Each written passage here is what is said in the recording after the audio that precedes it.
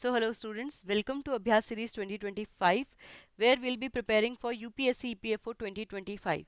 In today's computer class हम topic करने वाले हैं ऑपरेटिंग सिस्टम, जो कि आपके एग्जाम पॉइंट ऑफ व्यू से बहुत ही इंपॉर्टेंट टॉपिक है, क्योंकि जब आपको डेफिनेशन पता चलेगी ना ऑपरेटिंग सिस्टम की, तो that makes the basics of computer. ठीक है, तो कंप्यूटर में जितनी एप्लीकेशन है या कंप्यूटर की वर्किंग के लिए ही ऑपरेटिंग सिस्टम बहुत इंपॉर्टेंट होता है। एंड इसमें कुछ चीज़ें ऐसी हैं जो आपके एग्जाम में प्रीवियस ईयर में पूछी गई हैं एंड बहुत पोटेंशियल है इस टॉपिक में कि ये फ्यूचर में भी पूछी जाए। तो ऑपरेटिंग सिस्टम से रिलेटेड जितनी भी इंपॉर्टेंट चीज़ें हैं, जितने भी इंपॉर्टेंट एस्पेक्ट हैं, उनको हम आज की क्लास में डिस्कस करेंगे। And students, again what we will do, first we will cover all the important concepts and उसके बाद we will do 15 MCQ। 15 MCQ के through we will cover all the important topics या all the important aspect of this topic. Okay, now student, if you are somebody, topic तो आपको यहाँ से पता चल जाएगा, बट इसके अलावा what are other important topics in computer, बाकी सब्जेक्ट्स में क्या क्या टॉपिक इंपॉर्टेंट होते हैं। आपको ऐसे क्वेश्चन है या you want to know about this job, आप जानना चाहते हो कि एपीएफसी ईओएयू में बाकियों में क्या डिफरेंस है, आपकी जॉब कैसे होने वाली है, क्या चीज़ आपके लिए चैलेंजेस होंगे, क्या चीज़ पर्क्स हैं इस जॉब में। तो आपको अपना टाइम वेस्ट करने की ज़रूरत नहीं है कि आप नेट पे जाओ, सर्च करो, कंपेयर करो आंसर्स को। Rather edit have bought this comprehensive guide book where you will get answer of all your queries, be it related to exam और इट रिलेटेड टू जॉब। ठीक है, आप कोई भी एस्पेक्ट जॉब का जानना चाहते हैं, you will get the answer in this. And इसको फ्री में डाउनलोड करने के लिए you will have to check out the description box, जहाँ पे आपको लिंक मिल जाता है इस प्रॉपर कॉम्प्रिहेंसिव गाइड बुक का।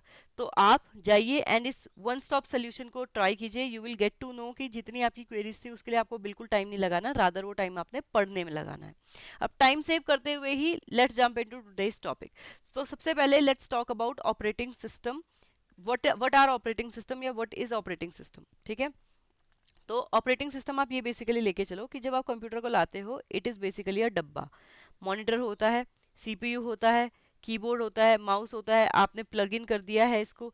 उसके बाद भी आपका कंप्यूटर ऐसा नहीं होता कि जल्दी से जाके आप वर्ड की फाइल ओपन कर सको, आप पीपीटी बना सको, ये सब चीज़ें आप नहीं कर सकते हो। तो आपका कंप्यूटर बेसिकली क्या है, डब्बा। लेकिन उसके बाद आप ऑपरेटिंग सिस्टम को इंस्टॉल करते हो एंड उसके बाद आपका कंप्यूटर बन जाता है वर्किंग। अब ये ऑपरेटिंग सिस्टम, ऑल दो यहाँ पे मैंने कुछ एग्जांपल दे रखे हैं, कुछ आपके कंप्यूटर के हैं, कुछ आपके मोबाइल के हैं। मोबाइल के ऑपरेटिंग सिस्टम्स को हम ऑलरेडी पढ़ चुके हैं एंड ये हैं आपके कंप्यूटर के ऑपरेटिंग सिस्टम। तो इसके बाद आपके कंप्यूटर की जो एप्लीकेशन बेसिकली है उनको आप ऑपरेट कर सकते हो। तो आपका ऑपरेटिंग सिस्टम क्या है, सिंपल वर्ड्स में ये एक इंटरमीडिएटरी है या फिर एक इंटरफेस है बिटवीन आपके कंप्यूटर का हार्डवेयर, ठीक है, मॉनिटर, सीपीयू, माउस, कीबोर्ड, तो ये जितने भी हार्डवेयर हैं इनके बीच में, एंड जो एप्लीकेशन आपको कंप्यूटर में मिलती हैं, ठीक है, calculator, game, MS Word, PowerPoint, music, browsers, इन सब के बीच में क्या है, ये एक इंटरमीडिएटरी या फिर इंटरफेस का काम करता है जो एप्लीकेशन एंड आपके कंप्यूटर के हार्डवेयर को कनेक्ट करेगा। हमें कैसे पता चलता है कि जब स्पेस बार दबाना है तो मूवी को पॉज हो जाना है, या फिर आपने सर्टेन बटन्स दबाने हैं, एरो बटन्स दबाने हैं, तो आपके कंप्यूटर में अगर आप गेम खेल रहे हैं तो आपके कैरेक्टर को उसी साइड को मूव करना है। ये हार्डवेयर एंड जब तक आपके एप्लीकेशन के बीच में लिंक नहीं है तब तक पॉसिबल नहीं है, और ये लिंक कौन बनाता है, हमारा operating system. So I hope ये वाली चीज़ आपको बिल्कुल क्लियर हो गई हो कि ऑपरेटिंग सिस्टम एक्चुअल में हमारा है क्या। Okay, now let's move on and now let us discuss types of operating system। देखो, when we are talking about types of operating system, तो आपने इसको यहाँ ऐसा नहीं सोचना कि हम बिल्कुल क्लासिफिकेशन कर रहे हैं। यहाँ पे बेसिकली हम बात कर रहे हैं कि जब मैं batch processing type operating system की बात करूंगी या टाइम शेयरिंग ऑपरेटिंग सिस्टम की बात करूंगी, तो ये दोनों होते क्या हैं। ठीक है, अब इसका ये मतलब नहीं है कि अगर कोई आपका ऑपरेटिंग सिस्टम मल्टीटास्किंग है तो वो मल्टी यूजर नहीं हो सकता, ऐसा नहीं है, ऐसा बिल्कुल भी नहीं है। इनकी अपनी इंडिविजुअल डेफिनेशन है जिसके बेसिस पे हमने इनको ऐसे क्लासिफाई किया हुआ है। अदरवाइज ऐसा नहीं है कि अगर कोई ऑपरेटिंग सिस्टम मल्टीटास्किंग है तो वो डिस्ट्रीब्यूटेड नहीं हो सकता या टाइम शेयरिंग नहीं हो सकता, ऐसा नहीं है। ठीक है, तो एक एक करके देखते हैं different type of operating system क्या क्या होते हैं। तो सबसे पहले स्टार्ट करते हैं with batch processing operating system. जब हम बैच प्रोसेसिंग ऑपरेटिंग सिस्टम की बात करते हैं तो सबसे पहले इसको एक एग्जाम्पल से समझते हैं।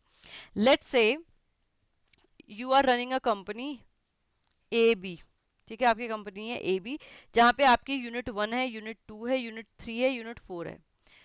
आपकी जो यूनिट 1 है वो प्रोड्यूस करती है, लेट्स से वो प्रोड्यूस करती है प्रोडक्ट नंबर आई को, ठीक है। जो नेक्स्ट यूनिट है वो करती है जे को, थर्ड यूनिट के एंड फोर्थ यूनिट एल, ठीक है। अब आई और जे जो है ये प्रोड्यूस करते हैं, लेट्स से ये मिल्क प्रोसेसिंग का काम करते हैं, और जो के और एल है ये बटर प्रोसेसिंग का काम करते हैं, ठीक है। अब बटर प्रोसेसिंग में एक यूनिट या फिर लेट्स से एक यूनिट ऑफ बटर जो आप प्रोड्यूस करते हो, ठीक है, अपनी एक फैक्ट्री से, उसमें आपको मिलते हैं 60 रुपीज़ एंड मिल्क में मिलते हैं आपको ओनली 15 रुपीज़। मैं हाइपोथेटिकल एग्जांपल ले रही हूँ, ठीक है। तो ये है, तो यहाँ पे देखो आप, ऐसा तो नहीं है कि जितने आपके आपके यूनिट ए और बी, यूनिट ए और बी, लेट्स से इनका नाम ए बी सी डी ही रख लेते हैं, यूनिट ए और बी में जो प्रोड्यूस हो रखा है उसको आप सी और डी से प्लस करके एंड अल्टीमेटली आंसर लिख सकते हो, नहीं, क्योंकि प्रोडक्ट दूसरे हैं, उनकी प्राइसिंग दूसरी होंगी, उनसे मिलने वाला पैसा दूसरा है, तो आपने उनके डेटा को अलग प्रोसेस करना है एंड सी और डी के डेटा को अलग प्रोसेस करना है। तो आपने क्या किया, जो भी चीज़ें पहले आपको ए और बी यूनिट से मिल रखी हैं या ए और बी फैक्ट्री से मिली हुई हैं, ठीक है, आपने क्या किया, उनका एक बैच बनाया, अपने कंप्यूटर को उसको फीड किया, उससे रिलेटेड जितनी भी चीज़ें आपने नोट डाउन करने को बोली कि भाई प्रॉफिट कितना होगा, कितनी यूनिट प्रोड्यूस हो रखी है, किस डेट पे प्रोड्यूस हो रखी है, उनका क्या साइन नंबर है, इस हिसाब से उसके पैसे कितने होने चाहिए, अच्छा ठीक है, जितनी भी मेरा पैसा लगा उनको निकालने के बाद नेट प्रॉफिट कितना होना चाहिए, ये सब चीज़ें, ठीक है। तो ये आपने क्या किया, प्रोडक्ट जो भी प्रोडक्ट ए और बी से मिले हैं उनको एक बैच में डाला और वहां से आपने डेटा को प्रोसेस कर लिया। ऐसे ही इन सी एंड डी को आपने साथ में लिया, उनका एक बैच बना दिया, ठीक है, ऑपरेटर ने एक बैच बनाया, उसको डिवाइड किया बैच 2 में।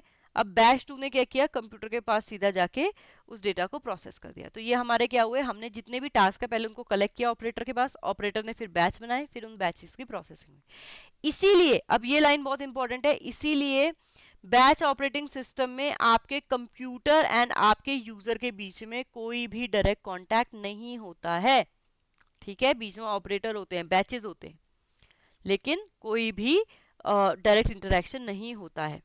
Okay, next moving on to multi programming operating system. अब मल्टी प्रोग्रामिंग ऑपरेटिंग सिस्टम क्या है, देखो यहाँ पे आपके मल्टीपल प्रोग्राम्स हम एक ही टाइम पे रन कर सकते हैं। यहाँ बेसिकली क्या होता है, कंप्यूटर की मेन मेमोरी में आपने जो भी टास्क दिए हैं कंप्यूटर उनको रख लेता है।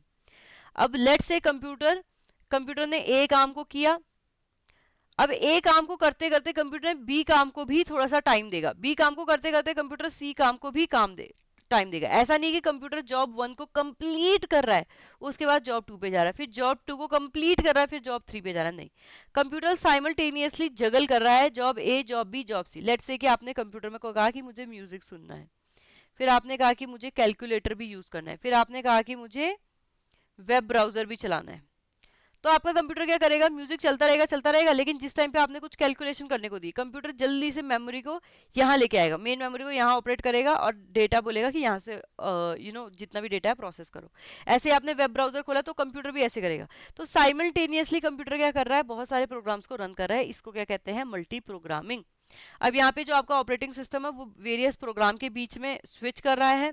सीपीयू क्योंकि एक ही है यहाँ पे, ठीक है, आपके पास सीपीयू एक ही है, तो ये सीपीयू जब जॉब ए कर रहा है, ऑफ कोर्स वो जॉब बी नहीं कर पाएगा, लेकिन ये जॉब ए को फिनिश करके इतने फास्ट जॉब बी पे जाएगा कि आपको लगेगा कि मेरा सीपीयू तो सारे काम एक साथ कर रहा है, ठीक है। तो यहाँ काम कैसे हो रहा है, टाइम शेयरिंग मैनर में, कि जॉब ए को सर्टेन टाइम मिल रहा है, जॉब बी को सर्टेन टाइम मिल रहा है, जॉब सी को सर्टेन टाइम मिल रहा है, ठीक है। तो that is the multi programming operating system. अब multi programming operating system multitasking होते हैं। मल्टीटास्किंग और मल्टी प्रोग्रामिंग में क्या डिफरेंस है मैं अभी बताऊंगी इन अ व्हाइल। इसके अलावा मल्टी प्रोसेसिंग होते हैं and multi user operating system होते हैं, इन तीनों के बारे में भी हम अलग से पढ़ेंगे। तो मल्टी प्रोग्रामिंग ये सब तो होते ही हैं। अब इंडिविजुअली मल्टीटास्किंग ऑपरेटिंग सिस्टम की बात करें तो देखो मल्टीपल टास्क क्या होता है। मल्टीपल प्रोग्राम तो क्या है, आपने वर्ड खोल दिया, आपने पीपीटी बनानी शुरू कर दी, आपने कैलकुलेटर ओपन कर लिया, ये सारे काम किए तो आपने बहुत सारे प्रोग्राम ओपन कर लिए। अब लेकिन ये क्या हो सकता है आप म्यूजिक सुन रहे हो, आपका फ्रेंड कैलकुलेटर यूज कर रहा हो, तो यहाँ पे यूजर क्या है, एक से ज्यादा। ऑल्दो अगेन बहुत सारे टास्क है, लेकिन यहाँ पॉसिबिलिटी है कि हो सकता है वो टास्क एक ही आदमी ने दिया हो सकता है वो टास्क बहुत सारे आदमियों ने दिया हो। मल्टीटास्किंग की जब हम बात करते हैं हम ये मानते हैं कि यहाँ पे इंसान एक ही है, ठीक है, ये सिंगल यूजर है, एक ही इंसान ने बहुत सारे टास्क दिए हैं। आपने ही कंप्यूटर को बोला कि ईमेल खोलो, वर्ड खोलो एंड वेब ब्राउजर खोलो, ठीक है, आपने ही ये 3 टास्क कंप्यूटर को दे दिए हैं, तो दैट इज मल्टीटास्किंग। यहाँ पे यूजर एक ही होगा, तो at a time computer again 3 काम को ओपन करके उन काम को करता है। सीपीयू अगेन हमारे पास एक ही होता है जब हम बात करते हैं मल्टीटास्किंग ऑपरेटिंग सिस्टम को। अगर आपको यहाँ पे कुछ पार्ट दिख नहीं रहा है डेफिनेशन का, या फिर आपको स्क्रीनशॉट वगैरह लेने की कोई जरूरत नहीं है, you will get the free PDF of this in our Telegram channel. ठीक है, तो क्लासेस की फ्री पीडीएफ आपको टेलीग्राम चैनल पे मिल जाती है, तो आप वहां जाके ज्वाइन करो। ओके, यहाँ आपने अननेसेसरीली स्क्रीनशॉट लेना या चीजें नहीं करनी, आप क्लास पे फोकस करो। तो देखो, मल्टी प्रोग्रामिंग में भी सीपीयू एक था लेकिन बहुत सारे प्रोग्राम थे। मल्टीटास्किंग में भी एक ही सीपीयू है लेकिन बहुत सारे टास्क हैं। टास्क और प्रोग्राम में क्या अंतर है? प्रोग्राम में बहुत सारे यूजर पॉसिबिलिटी है कि हो सकते हैं, मल्टीटास्किंग में एक ही यूजर होगा। ठीक है, यहाँ पे भी सीपीयू क्या करेगा? देख, सीपीयू इतना फास्ट काम करेगा, जैसे 1 नैनो सेकेंड उसने ईमेल को प्रोसेस किया, फिर वो वेब ब्राउजर पर गया, 1 नैनो सेकेंड यहाँ काम किया, फिर वर्ड पे गया, फिर 1 नैनो सेकेंड यहाँ काम किया। लेकिन आपको क्या लगेगा कि मेरा कंप्यूटर सब काम एक साथ कर रहा है, क्योंकि हमें तो इतनी छोटी यूनिट दिखती नहीं है, फील नहीं होती ना टाइम की। ठीक है, तो that is the multitasking operating system. Then we have multi processor operating system. Multi processor means यहाँ पे एक से ज्यादा सीपीयू के कोर या फिर प्रोसेसर है। आपने डूल कोर सुना होगा, डूल कोर मतलब 2 कोर होते हैं एंड कंप्यूटर 2 काम एक साथ कर सकता है। Then you have quad core, 4 core 4 काम एक साथ कर सकता है। हेक्सा कोर 6 काम, ऑक्टा कोर 8 काम। ठीक है, कंप्यूटर एक साथ कर सकता है। तो students, again one thing I like to ask you, देखो हमने बहुत सारे इंपॉर्टेंट टॉपिक इस एग्जाम की नोटिफिकेशन आने से पहले कवर कर लिए हैं, और वो बहुत इंपॉर्टेंट टॉपिक है। सो इफ यू वांट कि मैं उन टॉपिक को दोबारा लेके आऊँ एंड थोड़ा सा इन डेप्थ जाके एग्जाम से रिलेटेड जितनी भी इंपॉर्टेंट चीज़ें हैं उनको हम इन डेप्थ कवर करें, जो आ चुका है, जो आ सकता है एंड जिसकी पॉसिबिलिटी थोड़ा और बनती है, तो please do let me know that in the comment section. हम उन क्लासेस को रिवाइज करेंगे, क्योंकि देखो आपके लिए भी मुश्किल होगा कि 2-2 महीने पुरानी क्लास को आप फाइंड कर सको। ठीक है, तो लेट मी नो दैट। अब मल्टी प्रोसेसर ऑपरेटिंग सिस्टम में क्या होता है? बहुत सारे प्रोसेसर होते हैं। देखो हमारे पास यहाँ सीपीयू 1 है, सीपीयू 2 है। ठीक है, अब यहाँ पे क्या होता है? लेकिन मेन मेमोरी शेयर्ड मेमोरी है, मेन मेमोरी हमारे पास एक ही है, यानी रैम हमारे पास एक ही है। अब कंप्यूटर क्या करेगा? जब सीपीयू 1 किसी चीज को प्रोसेस कर रहा है तो वो रैम का सर्टेन पार्ट ले जाएगा, एंड सीपीयू 2 जो है रैम का अदर पार्ट ले जाएगा। जैसे कि आपने देखा था यहाँ मेन मेमोरी में आपकी 3 जॉब्स थी ना, तो अब जॉब 1 करेगा सीपीयू 1, जॉब 2 करेगा सीपीयू 2 एंड जॉब सी करेगा सीपीयू 3। तो ऐसा वाला सीन होता है जब हम बात करते हैं मल्टी प्रोसेसर ऑपरेटिंग सिस्टम की, कि यहाँ प्रोसेसर ही बहुत है। Then we have single user operating system. Single user क्या है? जहाँ पे एक ही यूजर होगा। अब ऑफ कोर्स आप लोग में से कुछ लोग कहेंगे कि मैम मल्टीटास्किंग भी तो ऐसा ही था, सिंगल यूजर भी ऐसा ही। देखो, एक्सक्लूसिव नहीं है ऑपरेटिंग सिस्टम। ऐसा नहीं है कि कोई अगर सिंगल यूजर है तो मल्टीटास्किंग नहीं हो सकता, लेकिन आप वर्ड पढ़ रहे हो multitasking operating system, so you should know कि वो क्या है। सिंगल यूजर में हो सकता है कि ये computer, single user operating system एक ही टास्क को सपोर्ट करे, या 2 टास्क को सपोर्ट करे, या 10 टास्क को सपोर्ट करे। अगर वो 10 टास्क को या एक से ज्यादा टास्क को करता है वो मल्टीटास्किंग हो जाएगा। अगर वो सिंगल टास्क को करता है वो सिंगल टास्किंग हो जाएगा। ठीक है, तो सिंगल यूजर ऑपरेटिंग सिस्टम जहां पे यूजर एक ही होता है। ठीक है, एक ही कंप्यूटर के लिए, एक ही इंसान के लिए कंप्यूटर डिजाइन किया जाता है। फॉर एग्जांपल आर लैपटॉप्स, वो मल्टीटास्किंग है। मोबाइल लैपटॉप पे हम एक साथ 10 चीजें खोल सकते हैं, लेकिन यूज आप ही कर सकते हो। अगर आप यूज कर रहे हो, ऐसा नहीं कि मम्मी भी सेम टाइम पे चीजों को एक्सेस कर पाएंगी। Okay, then we have multi user operating system. Multi user operating system क्या है? जहां एक से ज्यादा यूजर है। मल्टी यूजर, मल्टी यूजर में बेसिकली क्या है? एक ही टाइम पे बहुत सारे यूजर कंप्यूटर को एक्सेस कर सकते हैं यूज करने के लिए। अब यूजर के पास क्या है? अपना अकाउंट होगा, अपना लॉगिन पासवर्ड होगा, उससे वो लॉगिन करेंगे एंड कंप्यूटर को यूज करके, या जो सर्विसेज मिल रही है उनको यूज करेंगे। एग्जांपल लो आप, जैसे कि लेट्स से मेरे पास एक सर्वर है जहाँ पे I can convert word file into PPT. तो जिसको भी पीपीटी बनानी होगी वो क्या करेगा? अपने अपनी आईडी से लॉगिन करेगा एंड ये जो सर्विस है कि वर्ड को पीपीटी में कैसे कन्वर्ट करे उसको यूज करेगा। ठीक है, then we have time sharing operating system. Time sharing operating system में अगेन ये क्या है? मल्टीपल यूजर ही है। यहाँ पे भी मल्टीपल यूजर ही है, पर यहाँ सीपीयू एक ही है मेन। ठीक है, यहाँ पे भी देखो मल्टीपल यूजर थे, सीपीयू एक ही था, लेकिन सबके पास अपने लॉगिन पासवर्ड अलग अलग थे। ठीक है, प्रोसेस एक ही जगह से हो सकता था, लेकिन सबके पास लॉगिन पासवर्ड अलग अलग थे। यहाँ कुछ भी रिसोर्सेज अलग अलग नहीं है, एक ही सिस्टम आपके पास, एक ही कंप्यूटर है, सिंगल यूजर कंप्यूटर है आपके पास, कि एक टाइम पे एक ही बंदा यूज कर सकता है। लेकिन अब वो क्या करेंगे? टाइम बाउंड मैनर पे, कि एक बोलेगा चलो मैं 9 से 10 यूज कर रहा हूँ, दूसरा बोलेगा मैं 10 से 11 यूज करूंगा, तीसरा बोलेगा मैं 11 से 12 यूज करूंगा, चौथा बोलेगा मैं 12 से 1 बजे तक यूज करूंगा, ऐसे काम करता है कि टाइम बाउंड मैनर में हम सर्विसेज को या हार्डवेयर को यूज कर सकते हैं। Then we have distributed operating system. Distributed operating system में क्या हो रहा है, देखो सबके पास अपना सीपीयू है, सबके पास अपना डिस्क है। यहाँ पे देखो जब हम यहाँ देख रहे थे ऑपरेटिंग सिस्टम, सबके पास अपना सीपीयू वगैरह कुछ नहीं था, सीपीयू वगैरह एक ही था। यहाँ सबके पास अपना अपना प्रोसेसर है, सबके पास सीपीयू है, मेमोरी है, लेकिन ऑपरेटिंग सिस्टम एक ही है।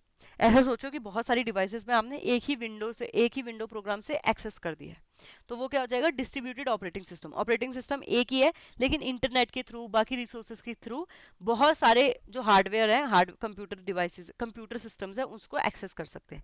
तो that will be distributed operating system.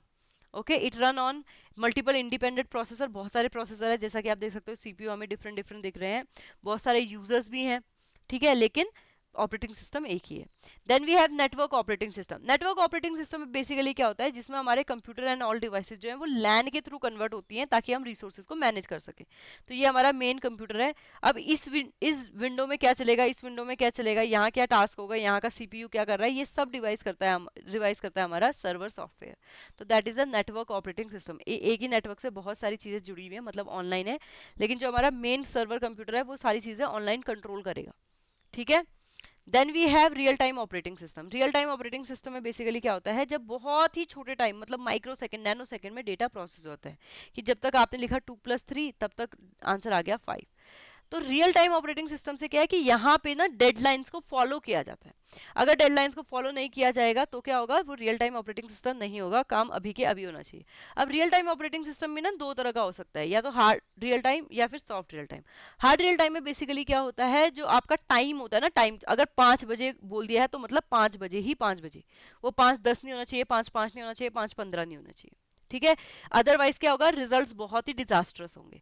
वहीं पे सॉफ्ट रियल टाइम है, चलेगा, 5 बजे लिखा है कोई बात नहीं, 5:15 पे कर दिया तो एटलीस्ट आज के दिन कर दिया। तो that is the soft real time system, जहाँ पे बहुत ही हार्ड कॉन्सिक्वेंसेज या पनिशमेंट नहीं होती है। जैसे आप ऑफिस के लिए लेट आ गए तो आपका ऑफिस बंद नहीं हो गया, बट लेट्स से कि आज आपकी, let's say you are boss and आपके पास आईटी की रेट पड़ी, आप ही नहीं आए, तो अगर आप 1 मिनट भी लेट हुए क्या होगा, हैवी कॉन्सिक्वेंसेज होंगे।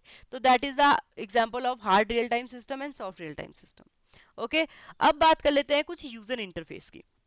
यूजर इंटरफेस बेसिकली क्या होता है, कैसे आप अपने कंप्यूटर से इंटरैक्ट कर रहे हो, क्या मोड ऑफ इंटरेक्शन है, क्या आप कंप्यूटर को ऑनलाइन कमांड दे रहे हो, बोल रहे हो, कुछ लाइव कमांड दे रहे हो, क्या आप कंप्यूटर में कुछ देख के उसको क्लिक कर रहे हो तब आपका कंप्यूटर आपकी कमांड समझ रहा है, क्या आप कुछ इशारे कर रहे हो तब समझ रहा है। तो इसको कहते हैं यूजर इंटरफेस। हमारे क्या क्या हो सकते हैं, तो सबसे पहले और सबसे पॉपुलर हमारा GUI, that is graphic user interface.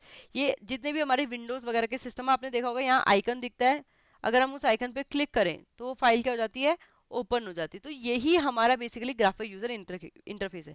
यहाँ बहुत सारे आइकन दिखते हैं, माई कंप्यूटर, रिसाइकल बीन, ये XYZ PDF, ये XYZ आपके वर्ड की फाइल। तो ये सब क्या है, बेसिकली हमारे जो भी आपने ओपन करना है, आप वहाँ जाओगे कर्सर को लेके एंड वहाँ डबल क्लिक करोगे, ठीक है। तो that is the graphical user interface. अब ये किस लिए है, यहाँ पे सॉरी हमें मेन्यूज दिखता है, आइकन दिखते हैं और अदर ऑप्शन जो कि हम देख सकते हैं, ठीक है, इसलिए graphical.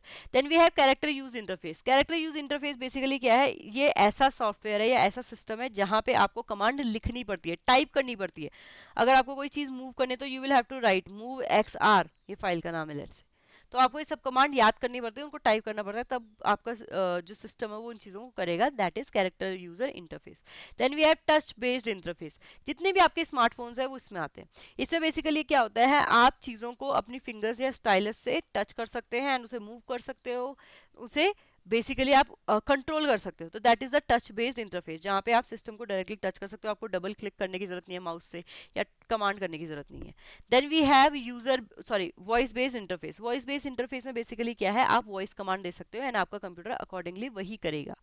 Then we have gesture based interface. Gesture based क्या है, आपने देखा होगा मोबाइल वहां रख के आप यहाँ से जेस्चर करते हो, आपका कंप्यूटर वैसे ही करता है। आपने जूम इन करना है, आप यू एक्सपैंड करते हो फिंगर्स को, तो that is the gesture based interface. अब आपके एग्जाम पॉइंट ऑफ व्यू से एक और चीज जो लास्टली इंपॉर्टेंट रह गई है, वो है डिफरेंट ऑपरेटिंग सिस्टम्स के बारे में जानना। सबसे पहले वी हैव यूनिक्स। ये डेवलप किया था कैन थॉमसन ने इन 1969 एंड उनके साथ थे डेनिस रिचर्ड। ये यूनिक्स सिस्टम क्या है, बेसिकली ये प्राइमरीली सर्वर्स के लिए बना है। क्योंकि इसको यूज़ करना क्या है, बहुत ही मुश्किल है, ये सर्वर के लिए बना है। इसीलिए अगर आपने कभी यूज़ नहीं किया, आप जाके ऐसा नहीं सोच सकते कि मैं यूनिक्स यूज़ कर लूँगा। यहाँ पे क्योंकि कमांड क्या है, कमांड आपकी कमांड लाइन इंटरफेस वाली है, ठीक है। बट प्लस पॉइंट क्या है कि यहाँ सिक्योरिटी बहुत रोबस्ट होती है विद यूनिक्स सिस्टम, अटैक्स बहुत कम रहते हैं, एंड ये मल्टीटास्किंग मल्टी यूजर्स इन्वायरमेंट को ध्यान में रख के बनाया गया था or Unix system. Then we have Apple Macintosh, ये स्टीव जॉब्स ने 1984 में इंट्रोड्यूस किया था। ये किसके बेसिस पे, यूनिक्स। आप कहीं पे भी देखोगे ज़्यादातर ना यूनिक्स बेसिस पे ही ऑपरेटिंग सिस्टम बनाए जाते हैं ज़्यादातर, ठीक है। तो एप्पल मैकिंटोश ने भी वही किया, एंड यहाँ पे हमें graphic user interface, that means again icon वगैरह मिले, ठीक है। Then we have Linux. Linux भी अगेन किसने डेवलप किया सबसे पहले, लिनस टोरवाल्ड ने इन 1991। यहाँ क्या है, ये भी ओपन सोर्स है, यूनिक्स के जैसा ही है, क्योंकि यहाँ पे भी आपको कमांड को टाइप करना पड़ेगा। हाउएवर ये डिफिकल्ट होती हैं कमांड्स याद करने में, इसीलिए जो लिनक्स को ऑपरेशन है वो भी काफ़ी मुश्किल होता है। देन वी हैव सोलारिस, इसको डेवलप किया था सन माइक्रो सिस्टम ने, एंड 1992 में सन ओएस के नाम से लॉन्च किया था। ये भी यूनिक्स बेस्ड ऑपरेटिंग सिस्टम है विच इज़ फॉर फ्री, ठीक है। इसको स्केलेबिलिटी, रिलायबिलिटी, इन सब चीज़ों के लिए हम लोग जानते हैं, एंड यूजुअली इंटरप्राइजेस लेवल पे हम सोलारिस को यूज़ करते हैं। Lastly we have our ingrown BOSS, that is Bharat operating system, जिसको इंडिया में ही सीडैक ने डेवलप कर रखा है, ठीक है, centre for development of advance computing. इसका पर्पस क्या था, इसका पर्पस था कि जो ओपन सोर्स सॉफ्टवेयर है उनकी अडॉप्शन को इंडिया में बढ़ाया जा सके। ये डेबियन से डराइव हो रखा है, एंड इसमें क्या है, फ्री ओपन सोर्स सॉफ्टवेयर है। जो एप्पल है वो फ्री सोर्स नहीं है, अगर आप उसके कोड को चेंज करना चाहें आपको परमिशन लेनी पड़ेगी, आपको सर्टेन फीस पे करनी पड़ेगी, और आप उसके कोड को नहीं छेड़ सकते। जबकि यूनिक्स, लिनक्स, बॉस, ये सब है, इनको आप छेड़ सकते हो, ठीक है, आप इनको अकॉर्डिंगली मॉडिफाई कर सकते हो। ओके, सो आई होप ये चीज़ आपको समझ में आ गई होंगी, चारों के चारों, पांचों के पांचों चीज़ें जितनी भी हमने पढ़ी ऑपरेटिंग सिस्टम के बारे में। Now let jump into the question. अब क्वेश्चन हम थोड़े से फास्ट करेंगे, क्यों, क्योंकि आई होप आपको चैप्टर सारा समझ में आ गया हो। अगर अभी भी कोई चीज़ ऐसी है जो आपको समझ में नहीं आया तो प्लीज़ डोंट वरी, आप सिंपल जाके अपने डाउट को लिख के इन क्वेश्चंस को पूछ सकते हैं। सबसे पहले, in batch processing system how are jobs executed, sequentially without user interface, user interaction, in real time based on priority, all at once simultaneously based on the latest job submission। तो आपने बताना है कि कैसे हम प्रोसेस करते हैं। तो बैच प्रोसेसिंग में बेसिकली हम क्या करते हैं, बैचेस बनाते हैं। क्या बैचेस में यूजर इन्वॉल्व होता है, नहीं। क्या जॉब सबमिट करनी पड़ती, जो पहले भी उसको करता है, नहीं। यहाँ पे बेसिकली क्या होता है, सिक्वेंशली, जैसे बैच 1 पहले है तो बैच 1 पहले होगा, बैच 2 उसके बाद है बैच 2 होगा। तो यहाँ क्या होता है, सिक्वेंशली बैचिंग की प्रोसेसिंग होती है। Next question, which of the following best describe a major limitation in batch processing system. तो बैच प्रोसेसिंग में आपने बताना है कि सबसे बड़ी लिमिटेशन क्या है। They require high speed internet, real time interaction with user is not possible, they support multitasking, they allow simultaneous user access. तो देखो, जब हम बात करते हैं बैच प्रोसेसिंग की, तो बैच प्रोसेसिंग में क्या दिक्कत है, प्रॉब्लम या नेगेटिव क्या है इसका, कि देखो अगर आप यूजर हो, आपने कोई गलती कर दी है, तो आपके पास कोई ऐसा मीन नहीं है कि जिसके थ्रू आप कंप्यूटर के पास डायरेक्ट जाओ और बताओ कि मैंने ये गलती की है, ठीक है। आप पूरा का पूरा बैच खराब होगा, मतलब खराब होगा, तो that is the only drawback. तो यहाँ पे क्या होगा, इनमें कोई भी real time interaction with user is not possible. Now moving on, what is the main feature of multi programming operating system. Multi programming, एक से ज्यादा program, multiple CPU executing a single program, only one program in memory at a time, switching between multiple program in memory, only support command line interface। ये भी मैंने आपको बताया था। यहाँ क्या होता है, कुछ नैनो सेकंड के लिए एक काम होता है, कुछ नैनो सेकंड के लिए एक काम होता है, कुछ नैनो सेकंड के लिए एक काम होता है। ऐसा लगता है कि रियल टाइम में सभी चीजें पैरेलली प्रोसेस हो रही है, ठीक है। तो इसके लिए कंप्यूटर को क्या करना पड़ता है, इसको स्विच करना पड़ता है between multiple program in memory. तो इसका आंसर क्या हो जाएगा, option number C. I hope ये आपको समझ में आ गया हो। मल्टीपल प्रोग्रामिंग में मेमोरी एक ही होती है, मेमोरी में बहुत सारे टास्क होते हैं। हमारा प्रोसेसर पहले ए टास्क को करता है कुछ नैनो सेकंड, फिर बी, फिर सी, फिर ए बी सी, और वो इतना फास्ट करता है कि हमें लगता है सारी चीजें एक साथ चल रही हैं। Okay, then multi-programming system are also considered as which type of operating system। multi-programming को हम कौन से टाइप का ऑपरेटिंग सिस्टम, multi-programming को कौन से टाइप का ऑपरेटिंग सिस्टम समझते हैं। Single tasking, multi user multitasking, real time only, hard real time only. तो ये हमने पहले ही डिस्कस किया था, मल्टी प्रोग्रामिंग जो है वो multi user and multi tasking भी होते हैं। तो option B will be the correct answer. Moving on, which of the following operating system is an example of multi programming. ये मैंने आपको बताया था, specially multiple user and multi programming के लिए क्या डेवलप हो रखा है, the answer will be Unix. So option C will be the correct answer. Now, what is the key difference between multitasking and multi-programming? अब ये मैंने आपको समझा दिया है, ये आपको पता होना चाहिए। Multitasking क्या only for multi-user system, multi-programming doesn't involve CPU, multitasking allow only one task in memory, multitasking refer to a single user running multiple tasks. So the correct answer will be option number C, sorry D। ठीक है, multitasking में क्या होता है, single user होता है and task बहुत सारे होते हैं। ठीक है, तो option D will be the correct answer. Now which of the following operating system support multitasking. तो मल्टीटास्किंग कौन कर रहा है, सिंगल यूजर है। मल्टीटास्किंग ये मैंने आपको बता दिया था, आजकल के कंप्यूटर में होगा। तो आजकल के कंप्यूटर में डीओएस सीपी आप नहीं सुनोगे, लेकिन विंडोज 10 सुनोगे। तो option B will be the correct answer. Which of the following operating system type support multi CPU cores for parallel execution. इसका मतलब बहुत सारे कोर है, बहुत सारे काम हो रहे, बहुत सारे कोर्स हैं एंड उनकी क्या हो रही है, सच में ही रियल टाइम में मल्टीपल में पैरेलल में एग्जीक्यूशन हो रहा है। तो ये किस तरह का ऑपरेटिंग सिस्टम है, multi processing, batch, time sharing, single user. Batch नहीं होगा, बैच में तो क्या होता है, एक बैच पूरा होगा एक प्रोसेस से, देन दूसरा बैच शुरू होगा, सिक्वेंशियल बैच की प्रोसेसिंग होती है। उसके बाद आपका टाइम शेयरिंग नहीं होगा। टाइम शेयरिंग में क्या होता है, लिमिटेड टाइम तक एक बंदा एक कंप्यूटर को एक्सेस कर सकता है। ठीक है, सिंगल यूजर भी नहीं हो सकता। तो correct answer will B multi processing. अगर आपको डायरेक्ट आंसर नहीं आता तो एलिमिनेशन से करो। Okay, what defines a single user operating system. Single user operating system को कौन डिफाइन करता है, allow many users simultaneously, support concurrent work network communication, offer kernel level multitasking, provide service to only one user at a time। single user है तो option D will be the correct answer। which operating system would most likely to be found in personal laptop। तो personal laptop में most likely आपको कौन सा system मिलेगा, आपको Unix server addition मिलेगा, विंडो 10 मिलेगा, आईबीएम मिलेगा या ओएस मिलेगा, आईबीएम ओएस मिलेगा या आरटी लिनक्स मिलेगा। बहुत ही इजी क्वेश्चन है। आप ये देखो कि सबसे ज्यादा चांसेस किसके हैं, यूनिक्स इजी नहीं है, लिनक्स इजी नहीं है, आईबीएम तो आपको सुना भी नहीं होगा, तो मोस्ट लाइकली विंडो 10 आपने सुना भी है एंड विंडो 10 ही आंसर भी है। Okay, what is the main characteristic of time sharing operating system. Time sharing operating system का क्या सबसे मेन कैरेक्टरिस्टिक है, allocate CPU in time slices to multiple user, execute a single job for a long time, reserve for critical system only, process task in batches। तो आपने बताना है इसमें से टाइम शेयरिंग की डेफिनेशन हम कौन सी बोलते हैं। ऑल तो आपको बहुत पास पास लग रहा होगा, बट मैं आपकी हेल्प कर देती हूँ। देखो, टास्क कोई बैचेस में नहीं करता, वो तो बैच वाले थे। ठीक है, रिजर्व फॉर क्रिटिकल सिस्टम, ऐसा कोई सिस्टम नहीं है जो ये पहले से सोच ले कि ये वाली इमरजेंसी होगी तो मैं वो करूंगा। ठीक है, यहाँ पे सिंगल जॉब को हम बहुत लंबे टाइम तक नहीं कर सकते। टाइम शेयरिंग में बेसिकली क्या होता है, बहुत सारे यूजर होते हैं, सबको एक ही सिस्टम को यूज करना होता है, तो टाइम टोकन मिल जाता है कि तुम 9 से 10 करो, तुम 10 से 11 करो, तुम 11 से 12 करो। ठीक है, so that is the time sharing operating system.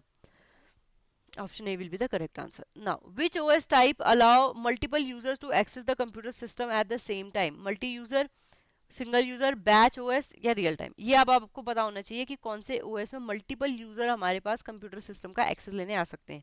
बीच में कंप्यूटर सिस्टम होगा और बहुत सारे लोग अपना अपना डब्बा लेके आ जाएंगे कि हमें भी एक्सेस चाहिए। The correct answer will be option number A, that is multi user. Which of the following is an example of hard real time system. Hard real time मतलब कॉन्सिक्वेंसेज डिफिकल्ट होंगे अगर टाइम छूटा तो online ticket booking, medical device control, video streaming platform और social media. आप मेरे को एक बात बताओ, अगर आपने सोशल मीडिया को, इंस्टाग्राम को, यूट्यूब को 10 बजे की जगह 11 बजे खोल दिया तो क्या कोई हार्ड कॉन्सिक्वेंसेज है? बिल्कुल नहीं है। ऐसे आपने वीडियो स्ट्रीमिंग एक दिन के लिए नहीं की, क्या लॉस हो गया है? नहीं हुआ है। ऑनलाइन टिकट बुकिंग में तो आपने देखा होगा जगह का नाम मिलता है, डेट मिलती है और वो सारे के सारे ही उस टाइम के वो दिखा देते हैं, तो इतनी इंपॉर्टेंट नहीं है डेडलाइन की कुछ हो ही जाए। But yes, medical device control, let's say आपका पेस मेकर लगा हुआ है एंड वो ही डिस्टर्ब करके कुछ सेकंड्स के लिए, कुछ मिनट्स के लिए जो आपकी जो रिदम है हार्ट की उसको बिगाड़ देता है, तो अब क्या होगा, उसकी वजह से कार्डियक अरेस्ट आ सकता है। तो कॉन्सिक्वेंसेज बहुत ही डायर हैं, तो इसीलिए option B will be the correct answer. Now next question, what is the role of kernel in an operating system. अब आपने कर्नल अभी तक पढ़ा नहीं होगा, मैं आपको हल्का सा जेस्ट दे देती हूँ। देखो, कर्नल क्या होता है, it is basically the core.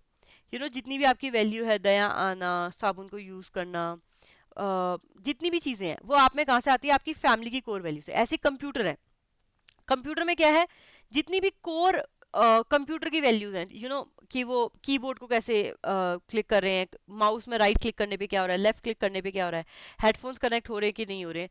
तो इन सब को पहचानने में कौन हेल्प करता है? आपका कोर या फिर आपका कर्नल सिस्टम यूज करता है।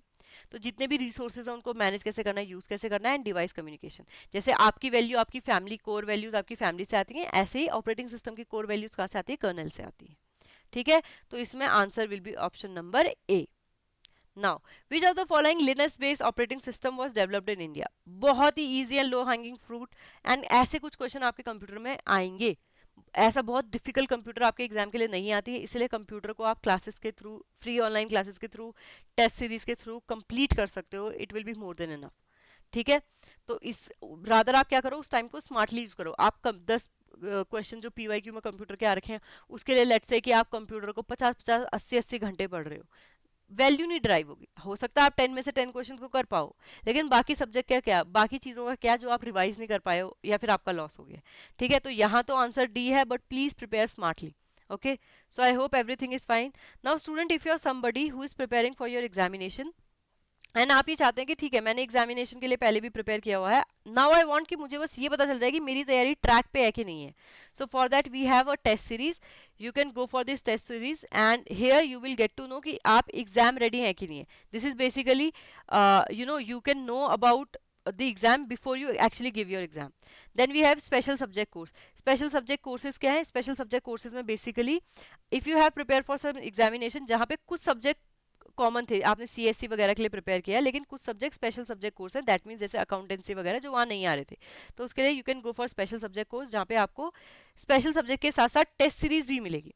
Now if you are somebody जिसने अभी तक प्रिपरेशन स्टार्ट नहीं किया, टाइम बहुत ही कम है, आप चाहते हो कि आप अपना बेस्ट देके आओ, तो आपको रिसोर्सेज वगैरह ज़्यादा सोचना ना पड़े, आपको सभी चीज़ें एक जगह पे मिल जाए, तो उसके लिए we are offering a master course, जहाँ पे आपको सभी सब्जेक्ट का एग्जाम फोकस मटीरियल एंड उसके साथ साथ टेस्ट सीरीज भी दी जाएगी। सो अगर आपको इनसे रिलेटेड कोई चीज़ जाननी है तो आपको डिस्क्रिप्शन बॉक्स में मिल जाएगा। इसके अलावा you can also contact us. आप हमारी आईडी hello@edutab.co.in या फिर हमारे फ़ोन नंबर जो कि स्क्रीन पे दिख रहा होगा आपको, इन पे कॉन्टैक्ट कर सकते हो, अपने क्वेश्चन को पूछ सकते हो। So thank you so much, and I hope you have enjoyed this classes. If you do, आप मुझे बताइए, and please do let me know क्या हम पुरानी क्लासेस को इन डेप्थ थोड़ा सा रिवाइज करें। Okay, so thank you so much.